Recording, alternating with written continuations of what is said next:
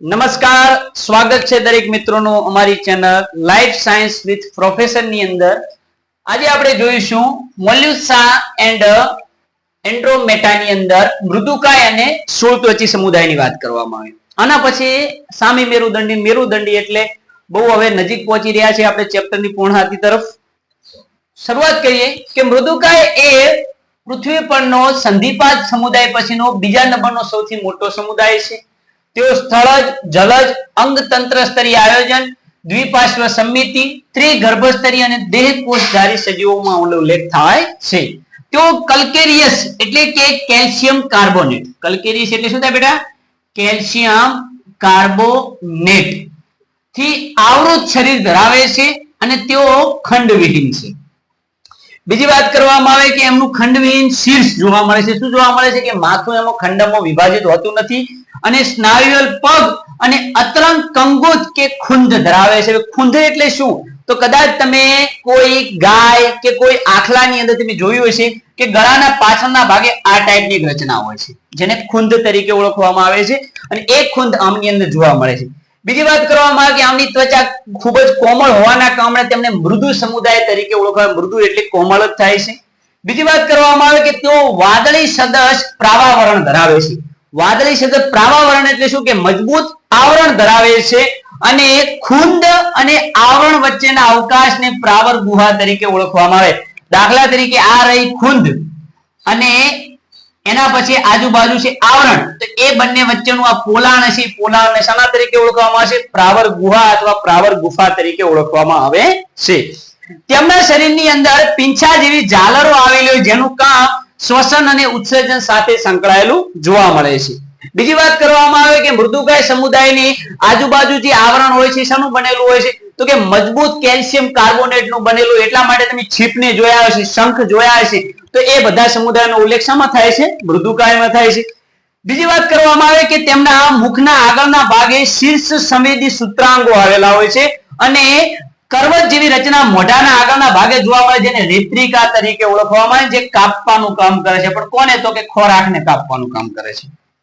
દ્વિગૃહી એનો મતલબ કે એક લિંગી છે એટલે કે નર અને માદા અલગ અલગ જોવા મળતા છે અને પરોક્ષ વિકાસ છે અને અંડ પ્રસવી સજીવો છે. એક્ઝામ્પલ ની વાત કરો તો કે પાયલા, મોતી છીપ, સેપિયા, લોલીગો, ઓક્ટોપસ, ઓપ્લાસિયા, દંત કવચ અને અષ્ટ કવચ આના મુખ્ય એક્ઝામ્પલો છે. જેની અંદરથી તમારે સેપિયા, પાયલા, ત્યાર પછી દંત કવચ છે ખૂબ જ તમારે વધારે યાદ રાખવાના રહેશે. ત્યાર પછી શૂળત્વચી સમુદાયની વાત કરવામાં. શૂળનો મતલબ થાય કાંટો. શૂળનો મતલબ શું થાય? કાંટો અથવા તીક્ષ્ણ વસ્તુ. તો કે જેમનું બોડી પણ કલ્કેરિયસ જે અસ્થિકાઓ અથવા તક્તિઓનું બનેલું. કલ્કેરિયસ એટલે કેલ્શિયમ કાર્બોનેટની બનેલી અસ્થિકાઓ અથવા તક્તિઓ ધરાવતા હશે. તેઓ શૂળો એટલે કે કાંટા ધરાવે છે, દરિયાઈ છે અને અંગતંત્ર સ્તરીય આયોજન ધરાવે છે. તેમનું શરીરની વાત કરવામાં આવે કે તેઓ અર્ય સમિતિ ધરાવે. પણ જો ડિંભની વાત કરવામાં આવે તો ડિંભ કેવું સમિતિ ધરાવે છે? દ્વિપાર્શ્વ સમિતિ ધરાવે છે. અને સમિતિની વાત કરવામાં આવે તો કે ઓલરેડી આપણે આયોજનના સ્તરોને રિલેટેડ લેવલ ઓફ ઓર્ગેનાઇઝેશન ની અંદર સંપૂર્ણ માહિતી આપી ચૂક્યા છે.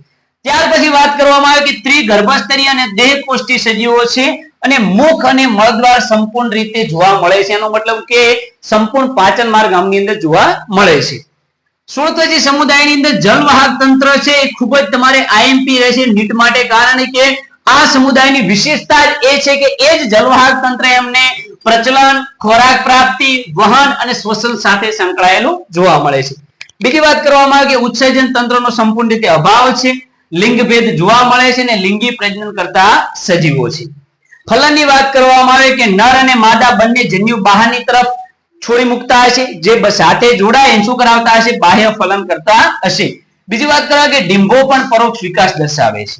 એક્ઝામ્પલ ની વાત કરવામાં તો સ્ટારફિશ, સાગરગોટા, સમુદ્ર કમળ, સમુદ્ર કાકડી, બરડ તારા. એ સિવાય જો એક્સ્ટ્રામાં જો તમારે કોઈ એડ કરવું હોય કે સમુદાય શૂળત્વચીમાં એડ શું કરો તો તેમને શરીર છે પંચ હસ્તોમાં વિભાજિત. એનો મતલબ કે 5 હાથોમાં વિભાજિત હોય છે. શરીર છે 5 હસ્તોમાં વિભાજિત હોય છે અને આ બરડ તારા છે ને એને ખૂબ જ સારી રીતે તમે જોઈ પણ શકો છો કે બરડ તારાનું સ્ટ્રક્ચર કઈ ટાઈપનું હોય બેટા?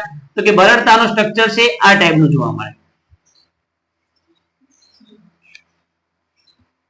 આ ટાઈપનું સ્ટ્રક્ચર બરડ તારાનું જોવા મળે છે. તો આ હતું સ્થૂળત્વચી સમુદાયનું. બીજી વાત કરવામાં આવે કે નીટ માટે તમારે જે લેક્ચરો આવી રહ્યા છે તો આ લેક્ચરો છે હજુ સુધી આપણે કોઈ એમસીક્યુ નું કોઈ રિવિઝન કરાવતા નથી. કેમ નથી કરાવતા એમસીક્યુ નું રિવિઝન? કારણ કે સંપૂર્ણ પહેલા એકવાર આપણે લેક્ચરો પૂર્ણ થઈ જાય ત્યાર પછી આપણે એમસીક્યુ નું રિવિઝન ચાલુ કરીશું ગુજરાતી મીડિયમની અંદર, અને ધીરે ધીરે લાઈફ સાયન્સ ને રિલેટેડ ઇંગ્લિશ મીડિયમમાં પણ લેક્ચરો આવશે. અને આઈ હોપ કે તમને સ્થૂળત્વચી અને મૃદુકાય સમુદાયની અંદર સારી સમજણ પડી છે, કારણ કે નીટ માટે પૂછાવા લાયક ક્વેશ્ચનો આપણા લેક્ચર સિવાય બહારના કોઈ ક્વેશ્ચનો હશે નહીં. તો મળીએ એક નવા જ અંદર સાથે. જય હિન્દ, જય ભારત.